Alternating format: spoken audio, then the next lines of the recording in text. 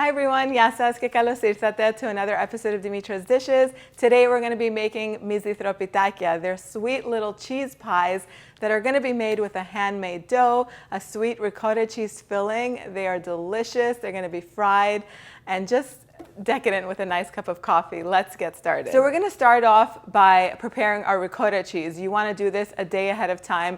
Put it in a strainer. You're going to need 2 pounds of ricotta cheese. Full fat, whole milk ricotta cheese is what you want. If you can find Mizithra or ricotta ensalada, which is already a drier, creamier ricotta, that does not need draining. But if you're using regular ricotta from the grocery store, you're going to want to get as much of the moisture out as possible. So put it into a strainer and then put the strainer over a bowl that's going to have room on the bottom because you want the liquids to drain from the ricotta into the bottom of the bowl and not to sit in there, if that makes any sense.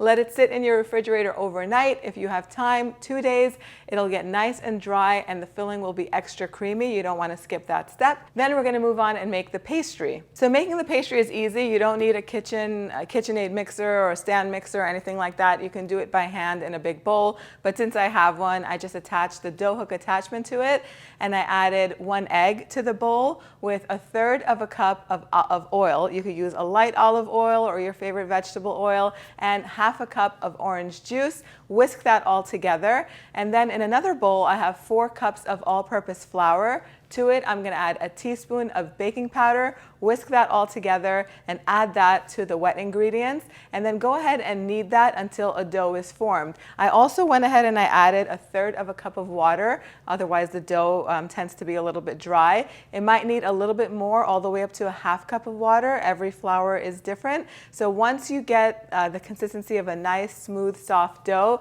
you could stop kneading it, take it out of the bowl, and then transfer it to a bowl that's just slightly greased with about a tablespoon or 2 of olive oil. Toss the dough in there, cover it with a kitchen towel, and let it rest for 30 minutes.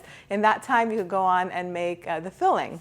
So my ricotta cheese has been sitting in the fridge for 24 hours. I started it off yesterday, and look at how much liquid was released. It's almost a cup of it. You don't want that in your filling, otherwise it's going to water it down. So I'm going to add it to my mixing bowl, the ricotta cheese. And I'm also going to add a cup of confectioner sugar. If you're not frying these, and a syrup is also going to be added to them, they're going to be dunked in syrup afterwards. If you're skipping the syrup and the frying, which I recommend you don't, then you could add a little more sugar to make the filling a little sweeter. Maybe 1.5 cups of sugar total would be fine. I'm also going to add 1/2 teaspoon of ground cinnamon, 1 whole egg. It's going to make it kind of custardy, and a teaspoon of pure vanilla extract. I normally don't measure, but I don't want too much liquid going in here. I don't want it to thin out at all. And then I'm going to add the flat beater and just beat this until it's nice and smooth. But before I do, I remembered that we need also 2 tablespoons of all-purpose flour. It's going to help it stay a little bit thick. And now we're going to beat it until it's nice and smooth.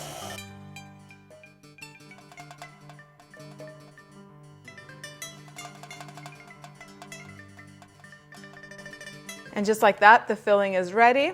So next we're going to make the syrup. In my little pan, I have 1.5 cups of granulated sugar. I'm going to add 2 cups of water. I just rinsed out the honey jar with this water. That's why it's a little bit yellow. And I'm going to bring this to a boil, mixing it. Once the sugar is dissolved, I'm going to take it off of the heat, and I'm going to add 1 cup of honey. Greek honey is best, but use your favorite honey or whatever you have on hand, and a teaspoon of pure vanilla extract. If you want to, you could throw a cinnamon stick in here with a few cloves for a little bit of warmth. And then once it's off the heat and the honey is mixed in, I'm going to set it aside and let it cool completely. Okay, so now it's time to roll out the pastry. So we're going to cut it into 4 equal portions.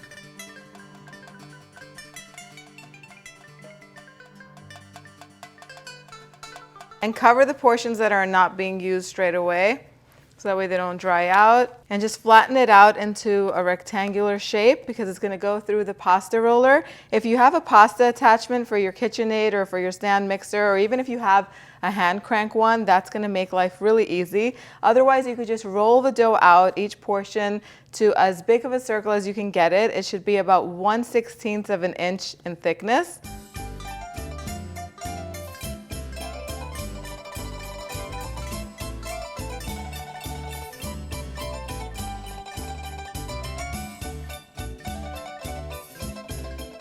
And the first few times you pass it through, just put some flour on it. The last thing you want is for it to get stuck in the roller.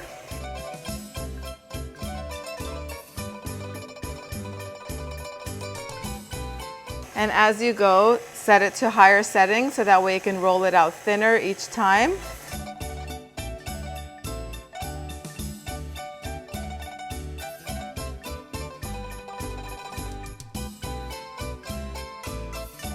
And that's perfect. You don't want to get it too thin. So I rolled the first one out. I'm going to roll all of them out, and then we're going to cut them and fill them. So once they're all rolled out, you can just lay 2 out in front of you on your work surface and cover the remaining ones, or cover all 3 and work 1 at a time. I have a 4-inch round cookie cutter that I'm using. If you don't have one of these, you can use a little saucer and then just cut around it with a knife. Whatever you have, go ahead and use that. Try to cut the circles as close together as you can, so that way there's less waste.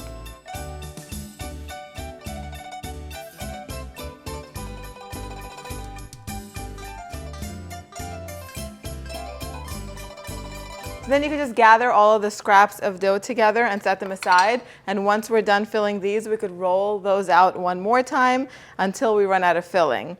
So once you have the circles cut out, you can take a teaspoonful of the filling and go ahead and put it close to the center.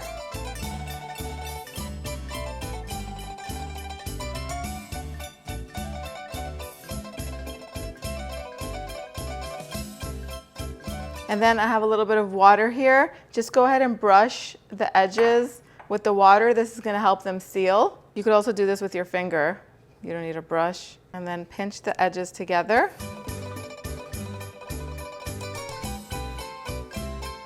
And then using a fork, you could seal them shut. It also creates a little decorative pattern.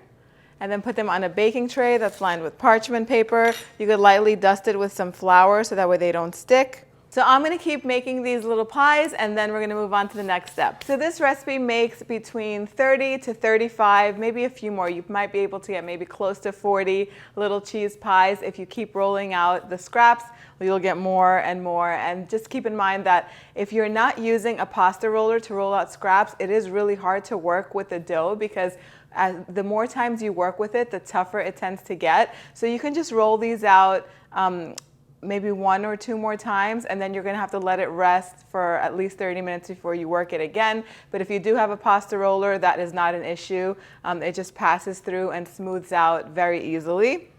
So once you have them all on the tray, I suggest that you freeze them for about 10 or 15 minutes. And then I like to go in with a fork and just poke a few holes on top so that way they don't open up or explode when you're frying them. My favorite way and the traditional way to make these is to fry them. You can pan fry them with an inch or 2 of vegetable oil or a light olive oil. I like to deep fry them. They get perfectly cooked all around. They don't burn or get hard or overcooked on one side. So I just fill up a little saucepan with some light olive oil, bring it up to temperature. It should be between 350 to 360 degrees Fahrenheit.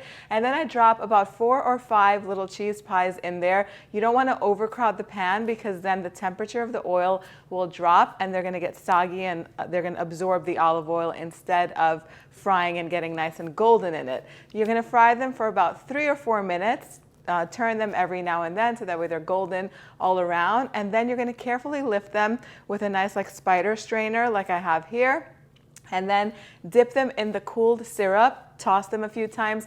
They need to sit in there for about 30 seconds to a minute, and then carefully lift them and let the excess syrup drip off back into the saucepan and put them on your serving platter. These are best served at room temperature because the cheese is going to get a chance to set. Otherwise, it's going to, as you bite it, it's going to ooze out and just kind of melt and be messy. They still taste good, but they are best at room temperature. It is time for the taste test. Now, they are sweet enough as is with the syrup on them, but in Greece, they do, once they're done, they do tend to sprinkle some confectioner sugar on top and a little bit of cinnamon. You don't have to do it. If you do, it is going to kick it up a little bit and just make it even better. If you want to bake these, you definitely can. They won't be as good.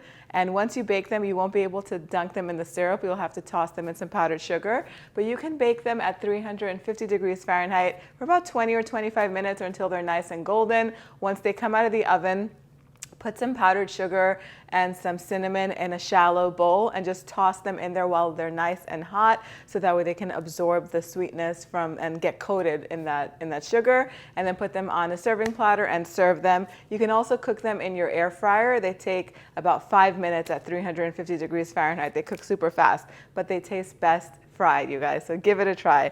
It'll be a nice little treat. Time for the taste test.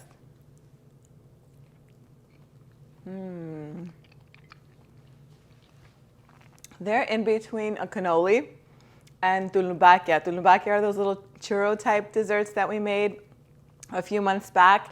The dough just absorbs the syrup and it's nice and hearty and it just tastes amazing and delicious. It's light and airy from the baking powder that's in there.